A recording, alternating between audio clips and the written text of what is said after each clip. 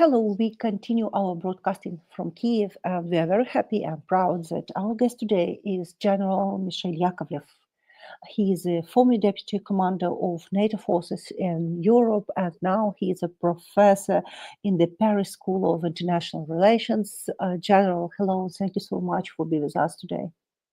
Good morning to all in Kiev, and I strongly support you. Thank you so much. General, recently we saw how 20 Russian drones crossed the NATO airspace and were shot down and have fallen on the NATO territory. And how do you consider this incident? Do you think that this is a part of Moscow pressure strategy or a reconnaissance in force? Both as part of intimidation, and it is useful for them in terms of military preparation. Now, 19 or 20 fell in Poland. I have a suspicion it would have been more, possibly much more, if the Ukrainians hadn't shot or diverted or a number of them on the way. So my first point is that it demonstrates how Ukraine is the first line of defense of Europe and not a different story. Now, regarding it's an aggression, legally speaking, technically speaking. You do not send undesired objects into someone else's airspace, especially if they land afterwards. One of them landed on a house and kind of destroyed it, apparently. The fact that most of them apparently did not have a warhead in the sense of an explosive warhead, but it's still a warhead to have intelligence collecting devices. That's as a warhead. It doesn't explode, but technically speaking, it's a warhead. So the fact that this flight of drones was used as recon, using the same processes that Russia uses over Ukraine to find out where the radars are, where the communications are, and where the weak spots are in general terms. It's a continuous probing because your defense is continuously on the move also. So it's not as if you do it once and the picture remains true.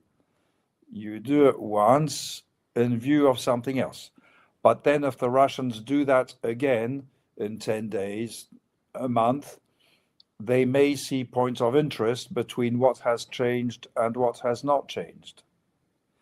Also, I've read from credible reports that for some time, Russian drones have been equipped with Polish and Lithuanian SIM cards, which enables them to operate into Poland and transmit information, apparently, even if the GPS is jammed and so on. So that's a pattern of concern. The act is an aggression. The intent for me is intimidation. But in passing, if you can collect information, why not? And it's also meant to put pressure on NATO, saying, and what do you do now? All you Doomkovs, what do you do now? So that's my assessment of what went there. By the way, it's linked with Zapad. It's no coincidence that this happened 1 or 2 days before the official beginning of a Zapad exercise. It's a general thing. Now, Zapad is much weaker than the Russians have said it is. I can discuss Zapad later if you want to, the exercise pattern. But Zapad is as the Brits call it, a damp squib. It's almost a non-explosion as compared with the figures they announced. The reality of Zapad is a pretty small show. So having all that hoo-ha about the drones at this point in time is also a way of enhancing Zapad and making everyone forget to look at the reality of Zapad, which is that basically Russia has nothing left to conduct even a low-key exercise in a friendly country, because everything that is maneuverable basically is in Ukraine. That's my assessment on the drone aggression. Inside NATO, are such incidents treated as a ground for Article 4 consultation or as a signal from Russia to lower the temperature? Yes, it's there. Poland followed the book, the Article 4 consultation. It's an important gesture in NATO. I think Article 4, since the end of the Cold War, has been used 11 times. 11 times? Yes. In general history, you mean? Yes, yes. Mm-hmm. So it's not as if it's a habitual event. The meaning behind Article 4, the reality of an Article 4 meeting is that the North Atlantic Council, the ambassadors, meet, and that the question at hand is on the agenda, and most likely is the only item on the agenda, because the NAC meetings happen 2 or 3 times a week, and they have a number of routine items. So if you want to elevate the political visibility of this one, you have a meeting which is not a routine meeting, and the sole point of discussion is this one, which is normal because there are 32 ambassadors now. So I suspect Poland will have delivered a briefing. I suspect the international staff will have delivered a briefing, possibly in the presence of Saint-Cyr, the Supreme Allied Commander for Operations. And then I suspect every country will have offered words of support, understanding, blah, blah, blah. In this context, it's difficult to be silent, even if you agree with everything else that has been said. I remember on the military committee having that kind of meeting where everyone agrees, and so the first interventions find different approaches to the issue, but ultimately you come short of, we all agree. So there you have an ambassador, or in my case, a military representative, who says everything has been said, but not by everyone. And therefore, I will add that my country, Belgium, France, Germany, Luxembourg, and so on, is fully in support of. You see, so with 32 ambassadors, it can end up a long meeting. A number of those present at the NAC will certainly have given some views, beyond the views of their country, some indications of what they intend to do or change. So the consultation is not only thank you, Poland, and we're all with you. You see what I mean? There may have been more practical points behind, to include those nations that sent aircraft or air defense to Poland, of which my country, France, which sent them the following day. So you kind of announce it there, say this is a very important situation and so on, and my country is going to blah, blah, blah. And and the following day you have 3 Rafale that turn up. Denmark has promised or sent, I don't know where they are now, air defense artillery and that kind of stuff. So Article 5 is not often.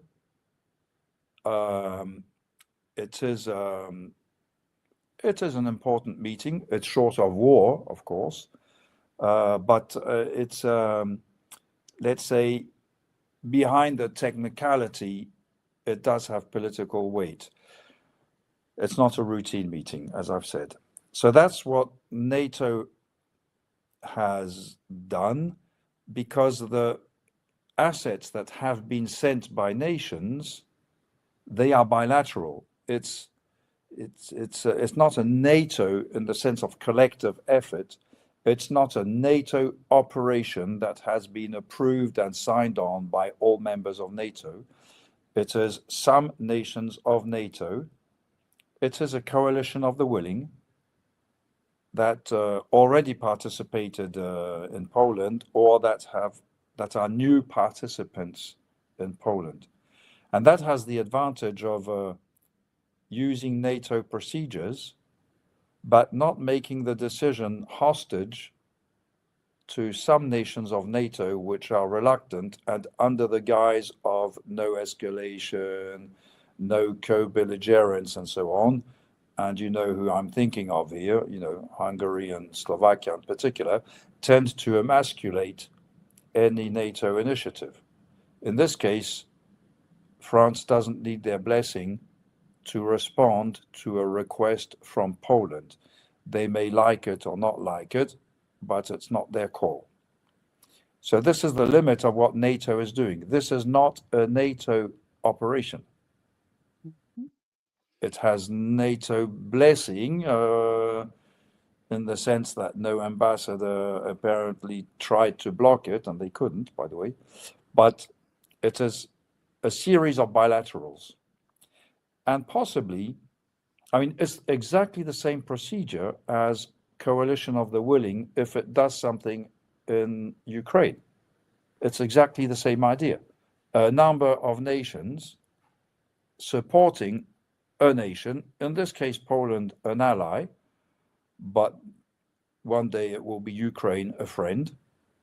You have every right under Article 51 of the Charter of the United Nations, you have every right to respond to a request from a friend. So this coalition of the willing for Poland gives an example of what it could be for Ukraine, even if it's not the same magnitude, not the same people, or some people are in one case and not in the other, blah, blah, blah. So far for the NATO response. General, if we back to the NATO operation, where is the red line when NATO operation will be for NATO possible? operation? Yeah.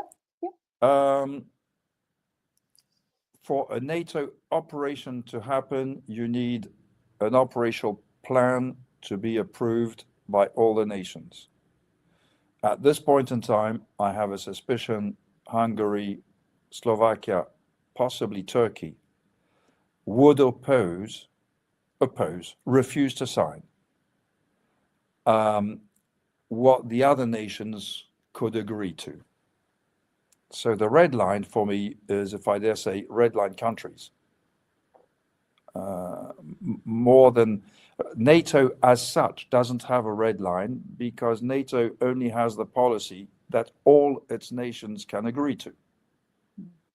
So there was an example with Libya, Operation Unified Protector, where I was at NATO HQ at that time, where two nations, Germany and Turkey, were initially against NATO taking this operation from a coalition which was led by America. Odyssey Dawn, as it was called, the operation. Initially, Germany and Turkey did not want NATO involved.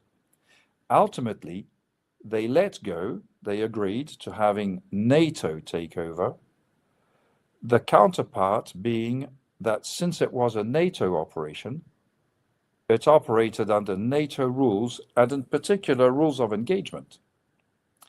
So what those two nations gained by accepting a NATO operation, and by the way, by saying that they would not participate in the operation, so it was no cost to them, but in exchange of the NATO flag, they achieved a degree of political control that they would have zero if it had been a non-NATO operation, had remained a non-NATO operation. And I remember in particular discussion about the rules of engagement, where these two nations, Germany and Turkey, were extremely active and vocal over discussing the rules of engagement, which is fair, by the way. I'm not saying it's illegitimate. It's a good point. You want the NATO flag? You want the NATO brand? I need to have a say in the NATO brand because I'm part of it. In effect, it did help. For me, my perspective is that it was very constructive. And I single out Germany and Turkey because they were the most active, but they were not the only ones having cold feet about this war. So they were the most representative of others who tended to remain silent to let them do the dirty work.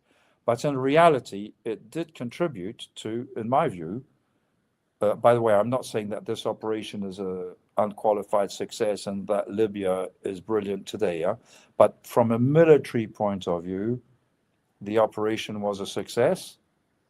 And that was in part thanks to legitimate concerns from a number of nations who didn't want to be involved and who agreed to let NATO do it. So my suspicion about the coalition of the willing and what it shows here in Poland and what could be of use for Ukraine is that technically it could become a NATO operation in Ukraine if the concerns of a number of nations are taken care of. Now, I don't see that as the situation today. A number of nations oppose, of which the US, so we're not there. But once a coalition of the willing has started, for example, if it happens in Ukraine, it will, and assuming it achieves a degree of success, it will be difficult for the others to stay on the sidelines. So a coalition of the willing can gain some traction, some energy, impetus on the way, and then it becomes more and more difficult to say, no, no, no, I have none of that. This was a long-winded response. I'm not sure I responded to the question first, if you want to have another look at it. General, do you think that we could see a real steps, for example, to close the sky over the Ukraine? Do you think that it is possible? Because there are many reasons to start to do this in theory, yeah, and in practice as well, of course. Yeah. Theory and practice. There's a joke in the European Union, and apparently it's a true story, that at a committee, a French guy, the representative of France, says, okay, this works in theory. Does it work in practice? So that's the point. It works in theory. Does it work in practice? Now, I'm a signatory of a call in France for Sky Shield, which was published by the major newspaper Le Monde on Sunday, I think. So I support the Sky Shield initiative as it has been put forward by a group of a number of Brits, for example, that I know. And that would, the scheme is that a coalition of the willing, Sky Shield, would take over the western half of Ukrainian airspace and do its best to protect it against attacks. It would cover, now the map, there are different possible maps and so on. The most extended map would cover all the way to Odessa, because Odessa is so important to Ukraine, not only psychologically, I mean to the economy. And Odessa is not within reach of land forces from the Russians. The intent would be to create, in effect, a no-fly zone. No. And that would help Ukraine densify its own sovereign no-fly zone over the area in conflict today, where, by the way, most of the drones land, because when you look at the maps of where all those attacks land, it's 80% that land close or just behind the front line. And though there's enough to do damage and horror in the depth of Ukraine, the majority is still in the Donbass, basically. Now, that would be a massive political gesture. It's not a legal issue, not at all, as explained earlier. Ukraine is calling for it, by the way. We have every right, whether the Russians like it or not, or the Belarusians, by the way, or the Chinese. Whether they like it or not, we have every right. By the way, Russia is using North Korean soldiers against Ukraine, and they say they have every right to do that. So why would we not use our aircraft in Ukraine? Between a North Korean soldier and a French aircraft, basically, I don't see the difference in terms of legality or escalation. Now, we mustn't downplay the technical limitations. Our aircraft are pretty good at shooting missiles. They can shoot missiles, but the low-key drones, the Shahed and the equivalent, Geran and so on, are much tougher to shoot down at reasonable cost. Now, by the way, every time I hear the estimation, a Geran costs possibly $60,000 and a Sidewinder missile costs about $500,000. So you are exchanging, guess who's killing who? For me, you've got to factor in the cost of the destruction caused by the drone or the missile if it lands where it was intended to land. For example, a 1 million Patriot missile, if it shoots $100,000 caliber cruise missile, that looks like a stupid proposition, except that this cruise missile, if it had landed in the hospital, would have killed a number of people and destroyed property and capabilities well above $1 million. So when you count the financial costs of the confrontation between the attacking missile and the defending missile, it's not only missile per missile, it's target included for me. So defending airspace, even if it's costly, does reduce much more than what is protected is worth it also. This brings a number of limitations that, for me, would build an advantage for the West. First of all, one of the reasons why Western air forces are so reluctant to participate in Ukraine is that we're short of missiles. We're not really short of aircraft. The aircraft called for by Sky Shield, we have. We can use them. The Russians are no match for them. By the way, the plan is to remain at distance, just like the Russians and the Americans have not engaged each other over Syria. So there's a kind of gentleman agreement. This is the line, okay? And we will intercept only if you cross this line. And it goes both ways. Everyone understands. And then missiles that come our way, we intercept. If an aircraft follows them, we intercept. But if the aircraft has fired the missile from a safe distance, I find that stupid, but we let it happen. Now, as I said, first limitation is that we are short of missiles. One of the reasons for that is that we have not invested enough in our missiles. And I'm not sure that we have, even now, the right sense of urgency in missiles.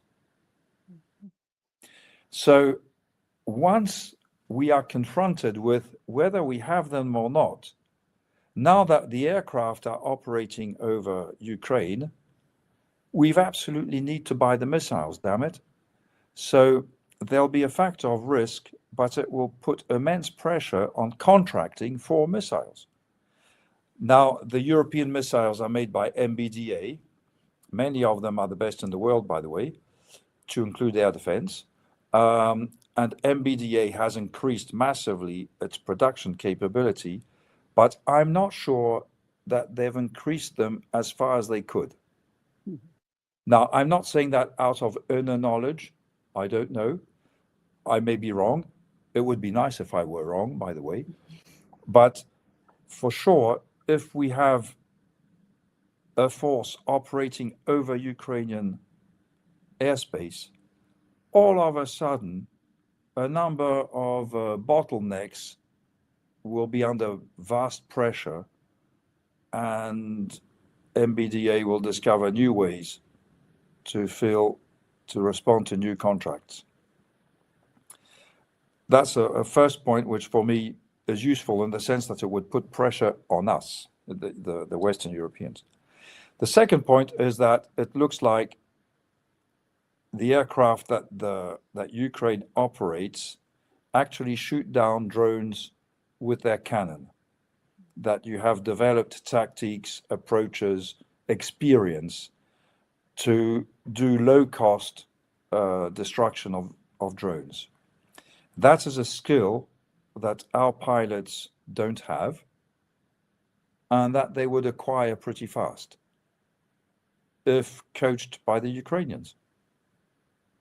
So this is, for me, the most competent army in Europe, I'd say in the world, is Ukraine. And it's not only drones, it's also anti-drones. We have much to learn from Ukraine, and the best way to learn is to go there. And once our aircraft will start doing the same thing as, I understand, the Mirage 2000 and the F-16s have been doing, actually shooting drones, flying the aircraft is costly, but shooting the drone is not. Well, then we will integrate competencies that we don't have. And that will be massively useful in any context from now on.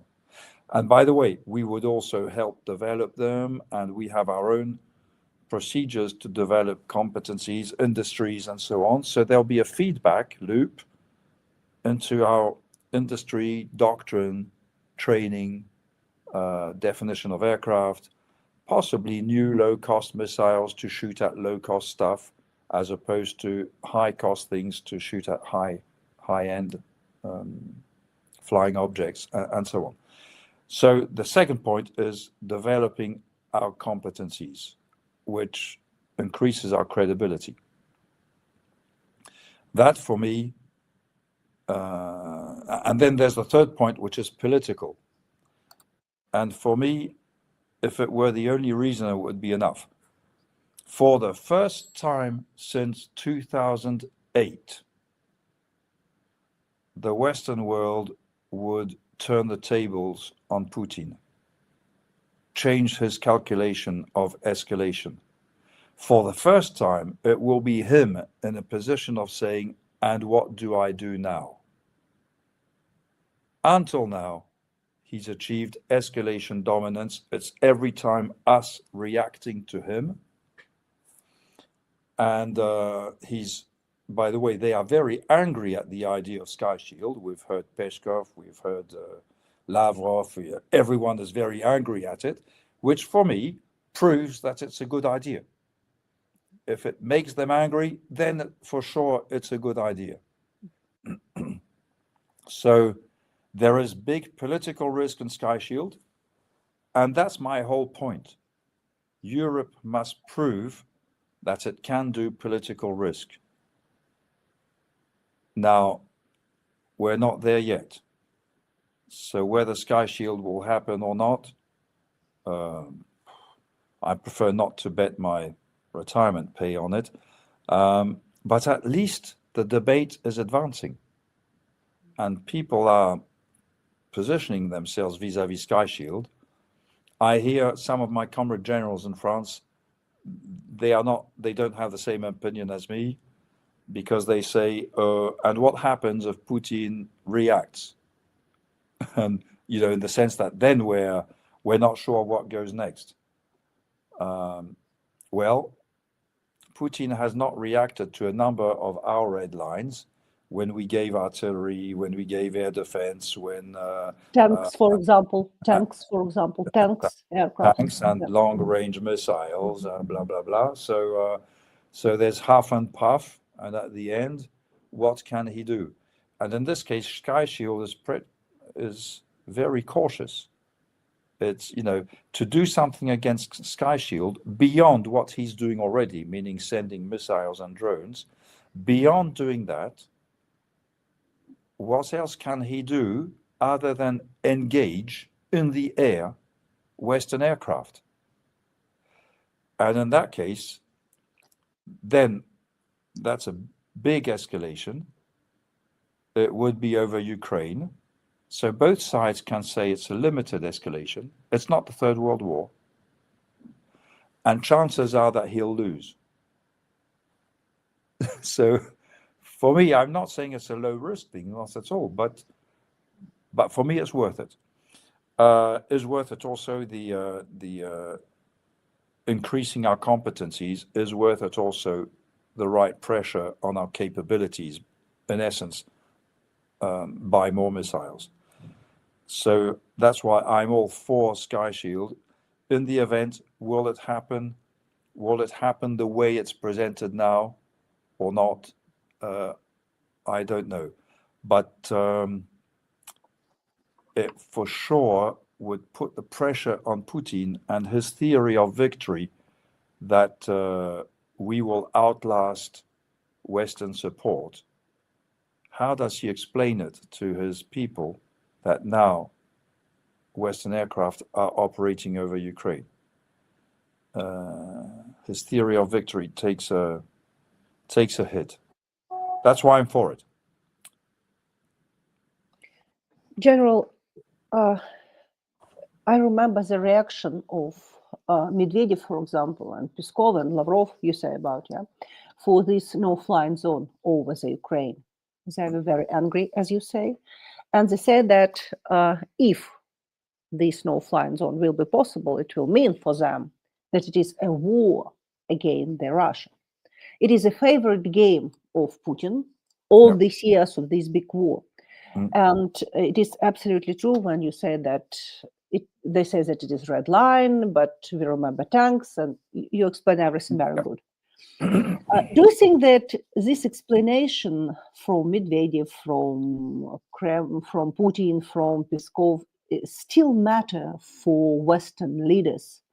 And how it's combined with the understanding of the strategy of Russia? For example, if, you think that Russia preparing for big war in Europe, it is one question. In that case, no-flying zone is critical important for Europe.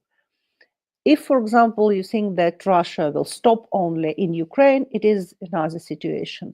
But if you just look for what's happened a couple of days ago, we understand that such big war could be closed in the borders of one country, of course. Yep, thank you for that. I don't believe in the perspective of a big war with the West, NATO, soon from Russia, because they are incapable of doing it. And Zapad, which was supposed to demonstrate the contrary, has actually demonstrated that they are at the end of their capability. Zapad, they presented it as 150,000 men and the biggest maneuver since, and so on. Yes. The reality of Zapad is 25 to 30,000 max. Half of them Belarus. Only 2,000 Russians in Belarus for exercise Zapad, mostly for the parade. So Zapad is a kind of not much. And by the way, Zapad was supposed to occur in 23, and they cancelled it. They have other exercises such as July Storm this year, which was supposed to be a massive naval exercise. In the event, it was only 25% of the ships that they had announced that did an exercise, and most of them were the ships operating in the region already. And it's just like Okean 24, where they had announced, I don't know how many hundred ships. In the event, it was 10% of it, and they had announced participation from Indonesia, India, China, Vietnam, and I'm missing one, Iran. In the event, there was the only other participant than Russia was China with one ship. You can't be more minimum than that. So Russia has a pattern of displaying its strength in the information sphere, and the reality of the strength behind is much less. The same applies to their aircraft. They are incapable of developing the, I think it's the MiG-57. They can't finish it, this aircraft, for 20 years. They can't finish it. They're not producing the aircraft that they promised. By the way, they've redirected most of their production into missiles, just like Hitler did in 1944, investing in V1 and V2 instead of fighter aircraft to defend his skies. So they are committing a big strategic mistake there. So why the end point of that is that if Putin is serious about attacking the West, he has to be over with the war in Ukraine. He can't do both. And the war in Ukraine is bleeding his army. Now, yours is bleeding also. But then for you, it's existential. Less so for him. So as long as there's war in Ukraine, there'll be no war, not to say no intimidation, no provocation, no aggression, and so on, but there'll be no war. He doesn't have the means to do war elsewhere. And for example, the Russians have been making nasty noises against the Finns recently, against Finland, accusing Finland of being revanchist over, well, if I were Finn, I'd understand why I'm revanchist, but that's another story. And basically the Finns, they just poo-poo it away. They don't fear the Russians. They have a large army. They even without NATO, they don't fear the Russians. So the reality of attack, aggression, offensive, blah, blah, blah, no. Intimidation, hybrid warfare, yes, it's happening every day. By all means, yes. And that's to try to deter us from doing more and better for Ukraine. And until now, it is pretty successful. Which is why here again, I come back to Sky Shield to demonstrate that it is not successful anymore, that their bluff is not successful. But once the war with Ukraine is over, and if the Putin regime is still there, which for me is not a given, but if that's the case, I remember an Estonian diplomat telling me last year, I was in a small group, so it wasn't me, I know, was it to the group. If Putin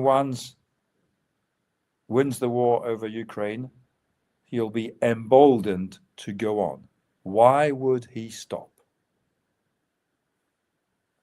And if he loses the war over Ukraine, he'll want to seek revenge. So the Estonians were saying, in both cases, we have an issue with Putin. Which brings me back always to, we've got to change his calculation. And Sky Shield, no-fly zone over how much of Ukraine is another story.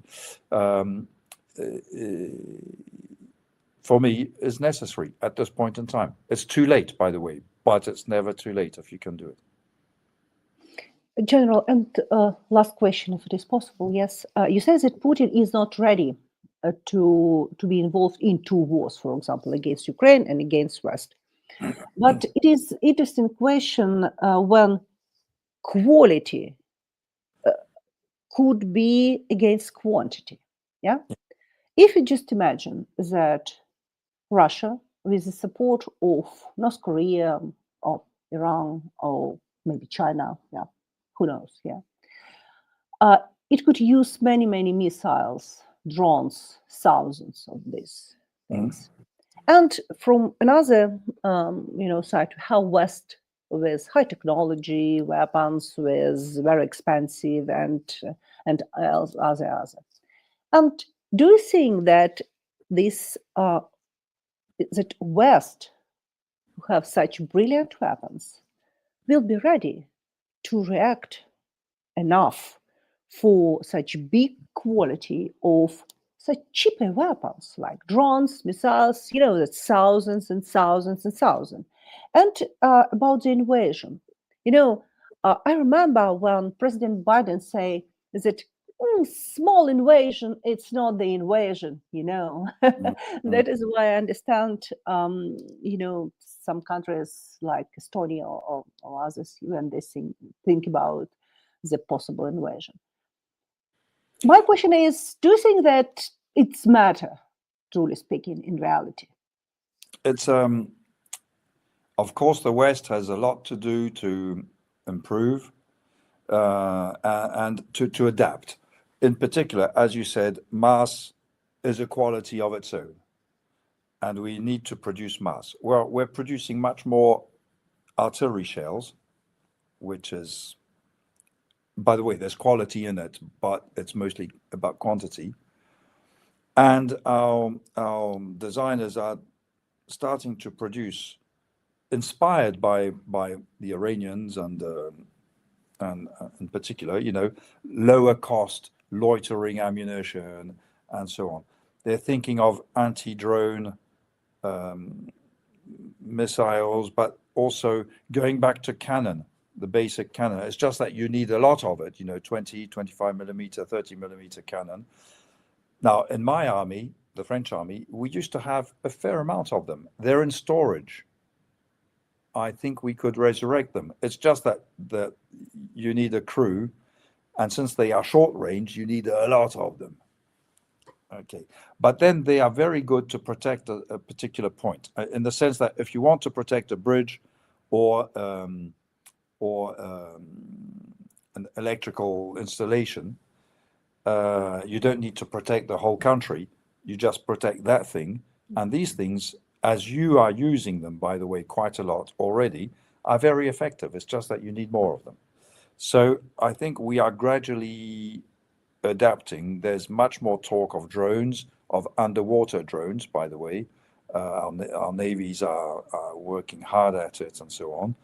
So we are doing our technical revolution a bit delayed, with less pressure than Ukraine, but we're doing it. And the Russians are having real problems even with their industrial base now, as is obvious in their development of aircraft. For example, they are using their long-range bombers to bomb Ukraine from the east of Siberia now. Mm-hmm. With all your strikes, now they've rebased all those Tu-95s and Tu-22s. They've rebased them to, I don't remember the name of the place, but basically the next step is Alaska. So therefore, they are flying 23-hour missions to launch the missiles, the Caliber missiles, which means that these aircraft, they're old, they'll start falling down the sky. They can't go on operating at that rhythm forever. So the caliber missiles, they'll be launching less of them, not necessarily because they have less missiles, but because they have less launchers. And the calibers can be launched by submarines from the Red Sea, except that the Red Sea is not very friendly to Russian submarines these days. So, so all that the Russian military apparatus does have limitations. They have reached the apex in redirecting their industry. They're very successful at it by counting all those drones and missiles that are landing on your soil, and some of them over Poland or Romania. But that's the limit of what they can do, and they can't do it for 15 years. And their economy is not doing well. So if the West puts real pressure on them, more pressure, and if Trump participates as opposed to finds excuses to Putin, if Trump actively participates to put pressure on Putin, then Putin's theory of victory will unravel. And then all bets are up. General, thank you so much for this interview and for your support of Ukraine. Thank you so much. Thank you to you. And I'm not good at predicting, so I don't know where history will take us, but I think Sky Shield would be a good step. Yes, we are waiting it very much. And also, one thing I forgot to mention was it will bring support to the Ukrainian people, moral support, psychological support, even if it doesn't stop every drone and missile. So there'll be expectations to be kind of tampered with. Don't think that it will stop tonight, okay? But still, the gesture would come at the right moment for Ukraine. It's part of the discussion among us in France, if only for the morale. Morale is very important. Ultimately, you're beaten when you've agreed that you're beaten. Until then, you're not beaten. That's where we are now. So enough said. Thank you to you, and God bless Ukraine. Thank you so much. Thank you, and bye-bye. Thank you. Bye-bye, Yuni.